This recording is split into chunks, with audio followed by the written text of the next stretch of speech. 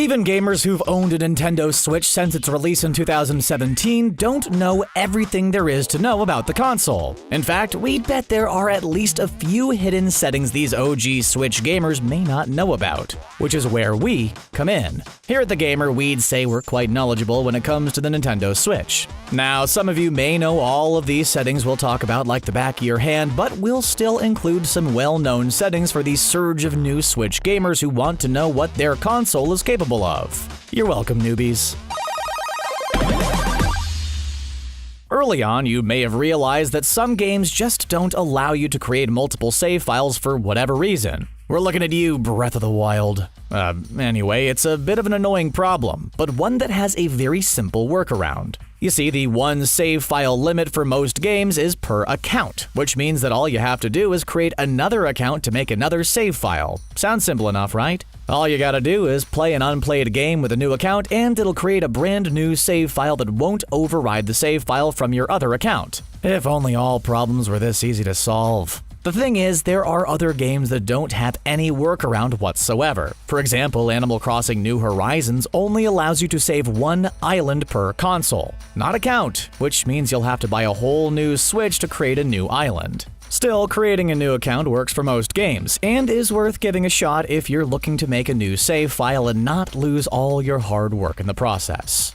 Speaking of save files, if you also own a PS4 or Xbox One, you might be wondering, how the heck do I back up my Switch save files? Well, there's only one way to back up your saves on the Switch, and that is through the cloud, which you could only access if you pay for Nintendo Switch Online service, which we highly recommend. If you have Switch Online, then it's really easy to set up. All you have to do is scroll over to the game you want to back up and press plus. Then scroll down to Save Data Cloud Backup, select the account that has the save data, and make sure Automatically Backup Save Data is turned on. And voila! Your saves for that game are backed up. Now, if you send your Switch to Nintendo for maintenance due to a hardware problem, they'll most likely completely wipe your Switch's data in the process, so you'll lose everything if it hasn't been saved to the cloud. Just make sure your data is backed up before you do so. After the excitement of getting your console back, the last thing you need is the disappointment of losing everything.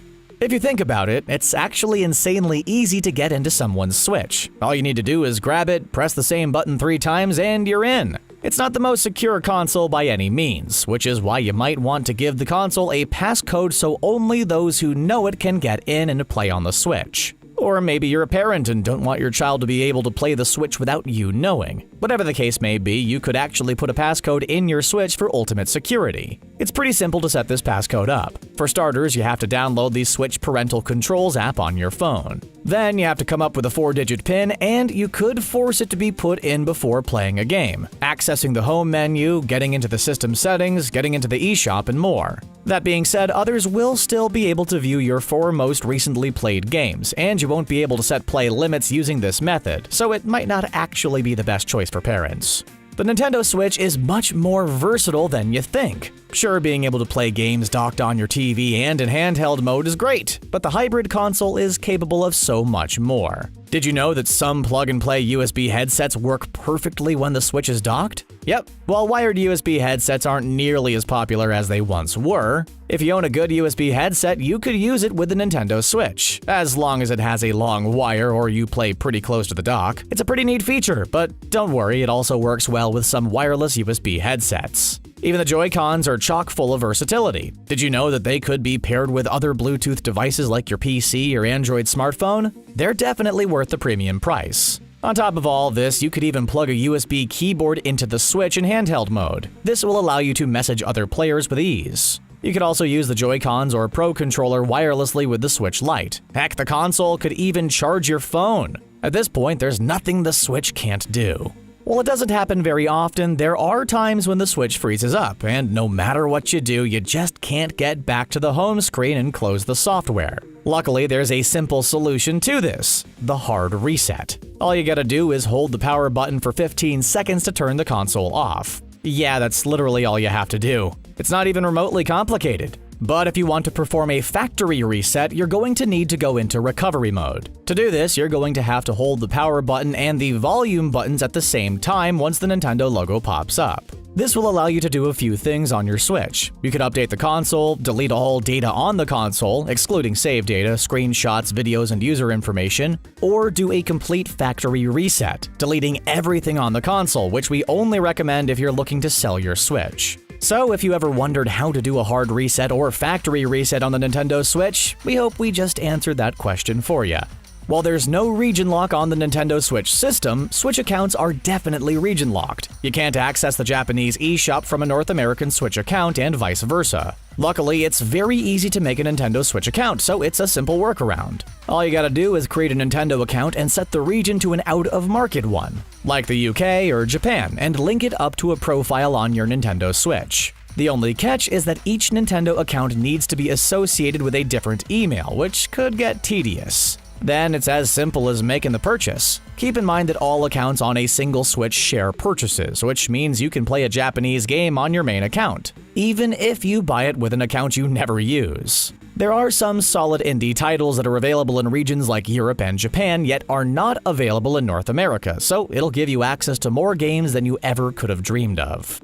We already talked about how versatile the Joy-Cons are, but we didn't talk about how to calibrate them with the console. Now, typically, unless you notice something is up with one of your controllers and it's acting a little bit funky, you're not going to need to recalibrate your controllers. Still, if you notice a little stick shift, which was a common issue with the Joy-Cons when they first came out, or something like that, you might be able to fix the issue by recalibrating the controller. If you go into the system settings and select the controller and sensors menu, the Switch gives you the option to recalibrate your Joy-Cons in two ways, depending on whether you're having motion control issues or thumbstick issues. It's super simple and easy to follow, but it's much easier to calibrate the thumbsticks than the motion controls. Those can be a bit tedious, but hey, we're not complaining since it's a great feature to have.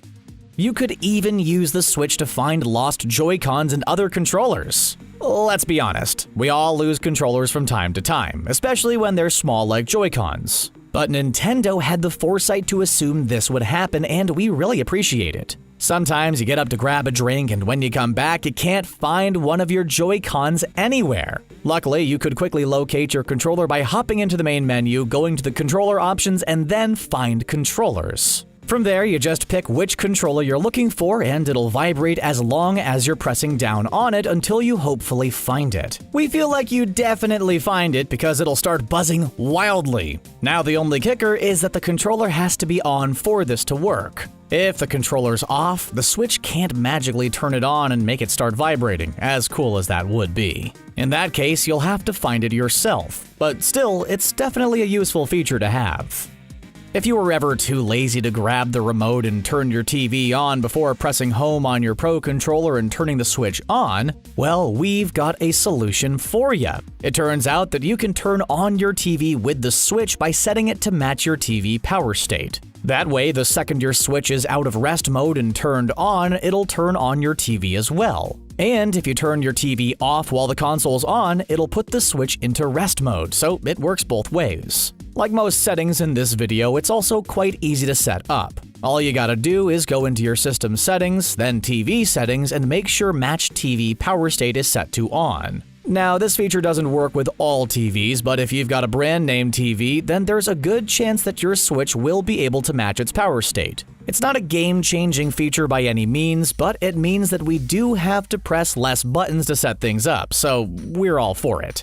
While most of you know airplane mode as the mode you set your phone to when you're on an airplane, obviously, it's also a feature on the Nintendo Switch, although it works a little bit differently on the console. Of course, airplane mode turns off all wireless communication, including Wi-Fi and Bluetooth, which means you can't use the Joy-Cons with the Switch unless they're connected to the console. If they're detached, they will not work at all, and you'll have to reconnect them or turn airplane mode off again to use them. This can actually be useful when playing on the go with extra controllers in your bag, since they can't accidentally connect to the Switch and pause the game or something of that nature. Plus, airplane mode also helps you save battery life, so it's a win-win situation when you think about it. So you could use airplane mode to your advantage depending on the situation you're in. If you're playing in handheld mode and don't have any intention of going online, you might as well just keep the Switch in airplane mode and save that battery. And that is everything you need to know about the Nintendo Switch's hidden settings. There certainly are a whole bunch of them. What's your favorite hidden Switch setting? Are there any that we might have missed? Let us know in the comments section down below, and please don't forget to subscribe to The Gamer for more gaming videos. As always, thanks so much for watching.